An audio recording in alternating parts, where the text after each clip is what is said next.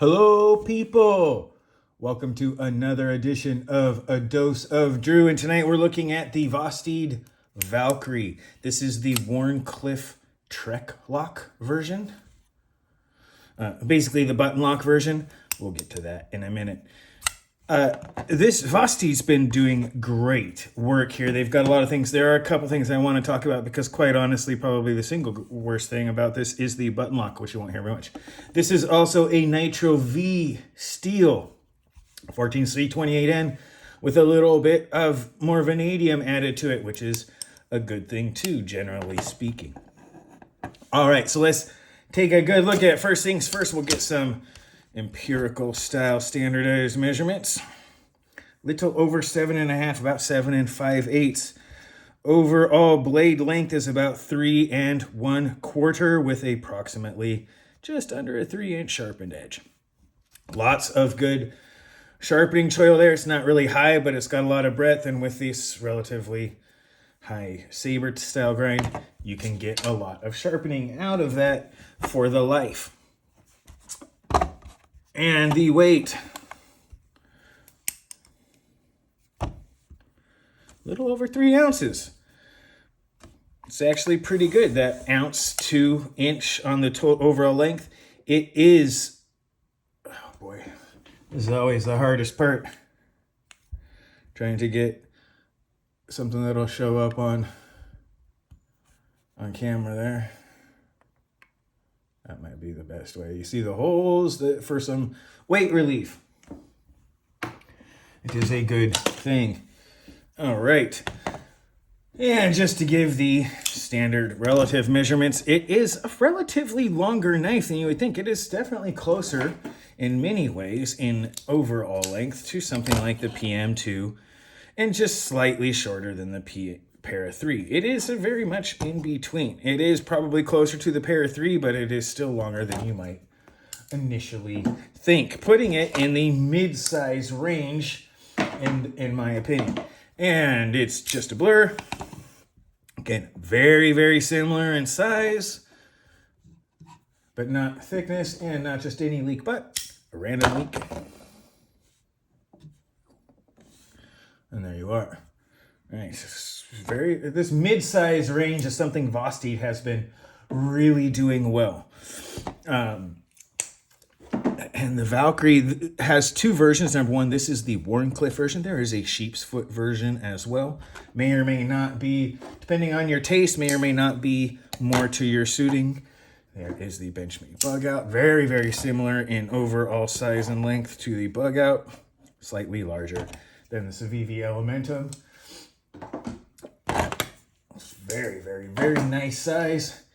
And while it might be longer than my Wienar, it is definitely not thicker or better shaped. All right, let's get into the rest of it. The design is actually quite good.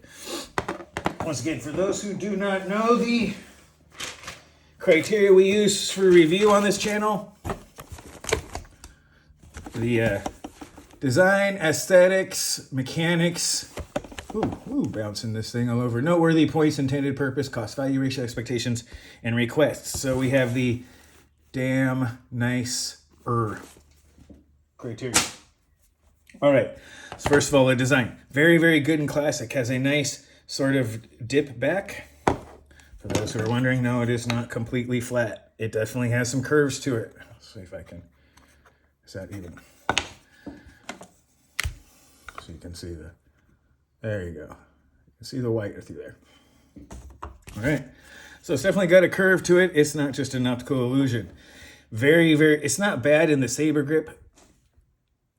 Right, for the ergonomics, the design is good for the hand. It puts it a little far forward for the thumb, but it's not, it's right at the good reach point. Different hand sizes will hit slightly different, but it's a pretty good overall spot. Choke up, very, very nice. The ergonomics on it are quite well done.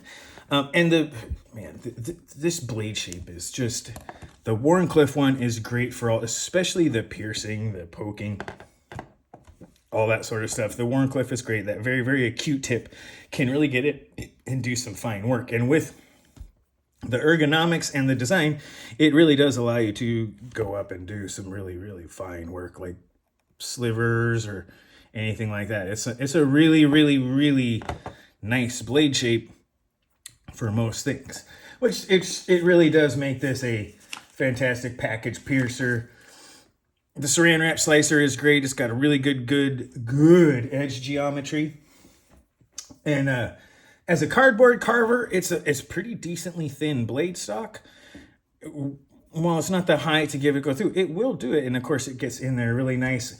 And in the reverse, it is an envelope eviscerator extraordinaire, which is a good thing. This is the kind of thing we use our EDC knives for a lot. There it is. A couple of things on these. Gotta get some measurements here. My apologies for. We'll get some of those measurements for you, because it really, really is something that's important to get. I got a new digital caliper for all those who are wondering. Oh, and we will zero it there.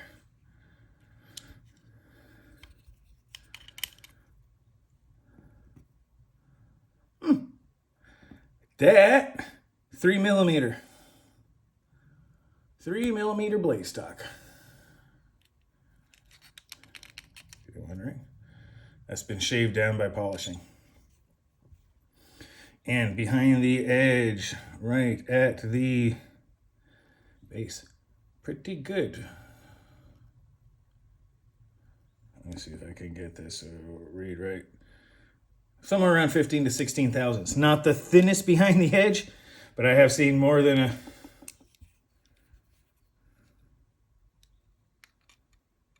I don't know if you, just to make sure I got that right. No, I did not. This thing zeroed out weird. That's more like it. 17 thousandths. Not the thinnest, not the thickest. Still pretty good for what it is. And that's really the kind of stuff that I want to get into. This is really, really a good knife. It is not, put stuff away later. It is not that it's going to be the only knife you ever need, but the design is really, really good for ergonomics and for usage. And that gets me to the aesthetics part. This thing looks cool. It really does. You can sit here and say, oh, I don't know, this, I may not like it. Yeah, rah, rah, rah. Look, that's a really cool outline right there, right? That is a very, very cool outline, especially the Wharncliffe with that nice sharp drop, the swedge, a little bit almost of a harpoon Wharncliffe, which is nice. It looks cool and it works good. So the aesthetics for me are there. And with the mechanic, once again, my shaky caffeine hands.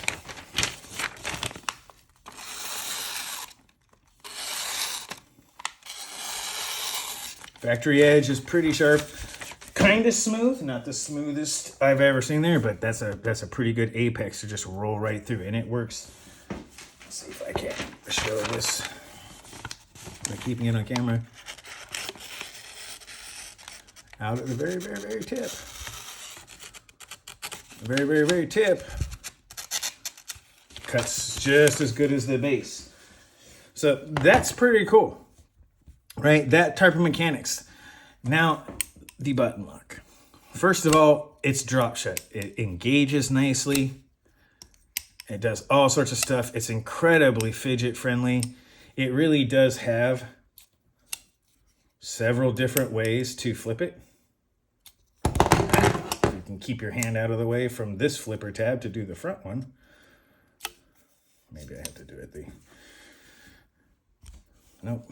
Anyway, thumb stud, two flippers. The front flipper part to me isn't the greatest, but and just engaging the button lock. Again, pretty good action on that part. Now here's the part I don't like. For anyone who has watched the channel before, you know I am not a fan of button locks that will disengage while your hand is there. That if you're doing regular stuff and you can disengage the blade while you're doing it, it's a danger. I'm going to preface this with telling you right off the bat That button is not below flush to the handle. That's a problem for me. Because in this, it's not as big of a problem as others because of this choil where your hand is. If I'm back here and I go, I'll do that again. If I'm back here in a saber grip almost, or if I'm in the back here, right, and I go into an overhand grip, it disengages. Just my thumb on here. I'm not doing anything else but that. Now that choil keeps it from going onto my finger, helping to alleviate some safety issues. But if I'm sitting here doing stuff and I'm like, yeah, my finger's kind of in the way. It does help that my finger's here. It's about as dangerous as a slip joint. And with the Warncliffe style blade, no upturn on the back that would allow you to point with everything going down and putting pressure this way, back in an upward angle, it helps to keep it. But the thing is that all I need, if I'm here, all I need is gravity. You probably can't see that moves while I'm shaking that fast, but thumb, gravity.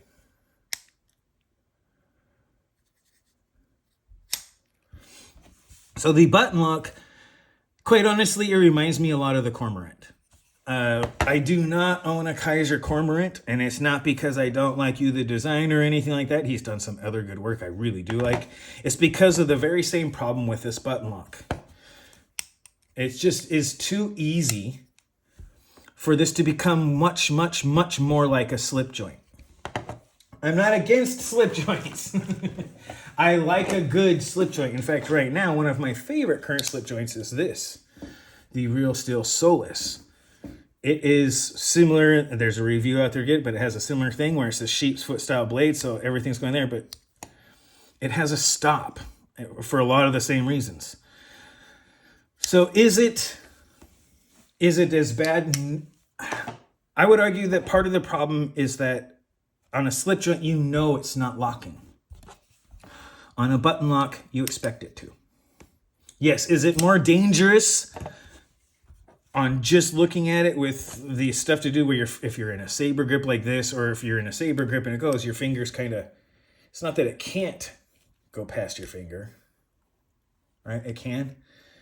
Or if you're up here and you do it, right, it's not going to go, your finger's keeping it from closing. So it's not necessarily just on the surface of it more dangerous than a slip joint.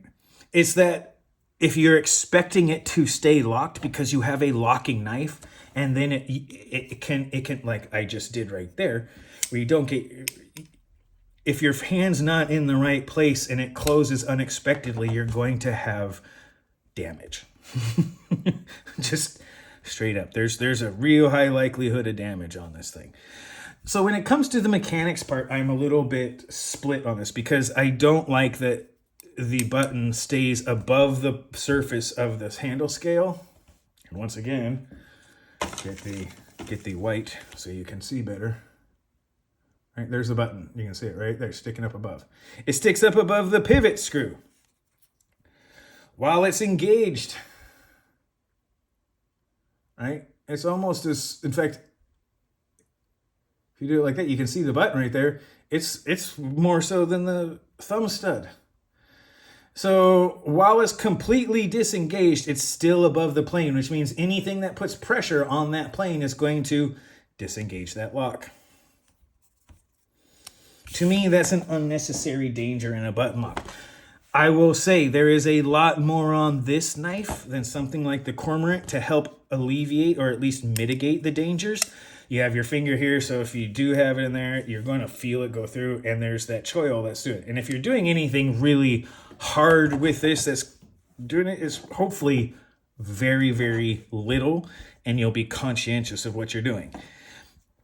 But it still takes some points away because, man, on a slip joint, you know it's not locking. On this one, you expect it to. And that's really the big part. That's going to bring me to my noteworthy points. This is a great design. Aesthetically, good EDC. It's the button lock. that really makes it so fidgety and such a thing. The design, the safety, lots of thought went into it. Things like the pocket clip, which are very well done. Flush screws, right? Flush screws. Lots of space. A good kick up with a nice rounded and not too much of a pinch, but just enough to hold it. It's really one of the better pocket clips, quite honestly, when it comes down to it. It is, there's been a lot lately with some really thin pocket clips, which is crazy. And this does a really good job, and I'm impressed. The intended purpose to me seems to be a one-handed useful EDC. The sheep's foot and the Warncliffe style really do a lot to help keep any forces or any resistance the knife is going against the lock. So as long as you can keep your finger off, or if you're conscientious of it, you'll be good. But that's just it. One lapse of attention and you can have a major damage. And that, in a world where everything is vying for just a snippet, 160 character or some little tiny snippet of our attention, and the fact that just a snippet of inattention can cause damage is the single biggest problem for me. But the intended purpose, as far as being able to do EDC work, and all, it's not a hard use knife. It's definitely not looking to be one. For the intended purpose of an EDC, it's quite good. And the cost to value ratio. Number one, the slide lock. Instead of the track lock here on that, or I think that's what they call the button lock. If I'm wrong, please correct me in the comments. But the slide lock, or the crossbar lock that is the other version of this, changes the game. That is definitely the preferred version. If you're a button lock person, like, I don't like the slide lock, I just want a button. Okay, then this is probably the better version for you. But for most people and for most circumstances, this is the better version. Or this isn't. The crossbar would be the better version. It's safer, doesn't require much thought from the person. You can grip it in any way. If you have to change your grip, you don't all of a sudden have to think about what you're doing with your knife instead of what you're doing as a task. There's a lot of stuff that goes there. And they're both about the same price. And once again, the cost to value ratio, we're talking this $50 to $70 range for most of the Vosteed knives.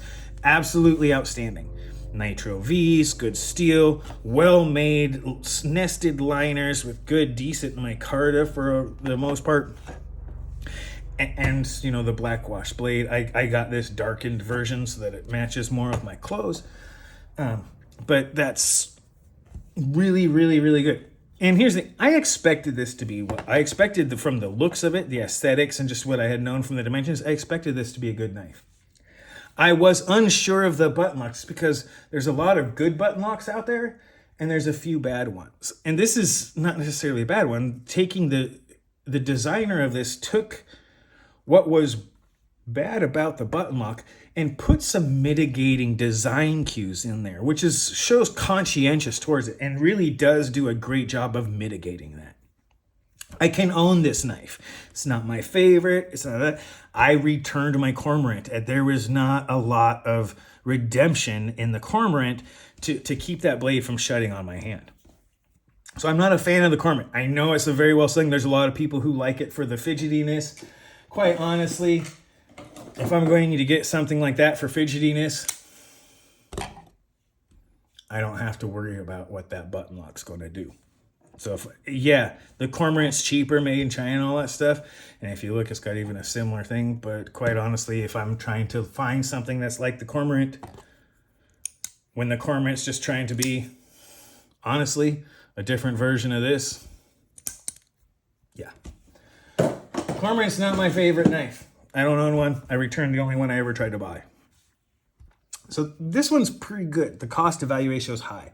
I expect it to be a good EDC knife, and it is. My only request is actually one that they've already done, is to change this button lock on something this narrow to something like a slide lock or a crossbar lock, because it really does a great job. There's a few other things you could possibly do, but to alleviate the liner lock, you have full liners. You don't have to do cutout. You can get a lot of symmetry right to left that way without a liner lock or something that's particular to one side. So it's really, really cool in that sense. And the one request I would have to make this nicer would be something that is more like a slide lock or a button. I mean, they obviously relieved it by not, but or a button that goes, when it's engaged, is flush minimum with the surface of the micarta. or the handle scales. That would be my one request. And I'm going to end this. This is about a 3.5 stars for me. If there hadn't been so much design attention put into mitigating the problems with this lock, it would actually have a much lower score. The crossbar lock would probably be 4 or 4.5. This is a great EDC knife with just a couple of little things that kind of knock it down. If those are not something that's going to bother you, well, this is great. Like I said, I will probably be looking at getting one of the sheep's foot crossbar locks in the future. The aesthetics of the Wharncliffe are just outstanding. That thing looks cool, right? It just looks cool. That's kind of where I'm going to put it. It's about 3.5 stars. It's almost 4. You know, it is a package piercer. It is a saran wrap slicer, a cardboard carver, and an envelope eviscerator extraordinaire. The design is well thought out and obviously has had some really, really good thought into both what may or may not be a design, I don't want to say flaw, but a challenge in the design, and it has been met with a lot of small design touches, which I want to compliment the designer on. Very, very well done as far as thought out to try and mitigate it, making it as approximately, if not more so, about as safe as any slip joint. By having your fingers be able to get in the way, or have it if you're choked up and you get it that, you know, your finger's there, right? You can only get so much like a slip joint. So by mitigating some of those circumstances, the designer did make it approximately about the same safety margin as a slip joint, which is pretty good. The only problem I have with that is, why not make it a slip joint? Like, if you're going to have a locking knife that's as safe or as dangerous as a slip joint, why make it a locking knife? Why not make it a slip joint? So while I appreciate the mitigation and all that stuff to make a button lock at least on par with something like a slip joint, the question becomes, why have all of this engineering into a lock mechanism that is essentially a slip joint to a certain extent? So there's that. The mechanics are great, though. It is a good design for the most part. That is very well executed. Vosteed has the build quality and the execution behind these designs that is really, really good. It's up there with most. And you know, it's a good EDC. If you expect these things from it and you know what you're doing, and you don't have a problem, like you only open up one thing, you're only carving one box. So having to be conscientious of it really isn't, you know, I'm going to do this. I saber grip all the time. Man, you'll never have that problem. You know, saber grip, right? If you are a saber grip constantly, you just need to put your thumb over. There, now we're on screen. Saber grip constantly, roll your thumb over, get your fingers out. That's it. And it's disengaged. So there is something to be said if you're not someone who grips it in any other way. This is going to be bad. This is probably the one I haven't shown, and there's a reason.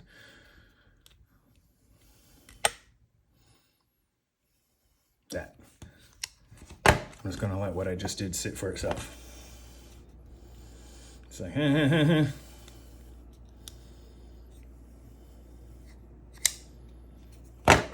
So, cost to value ratio is good, and the expectations request the crossbar lock, which will alleviate almost all of the problems with this knife. Pretty much every problem I have with this knife is centered around that button lock and the design of it, the way it engages and disengages. There is design mitigations for it, but it doesn't alleviate the problem completely.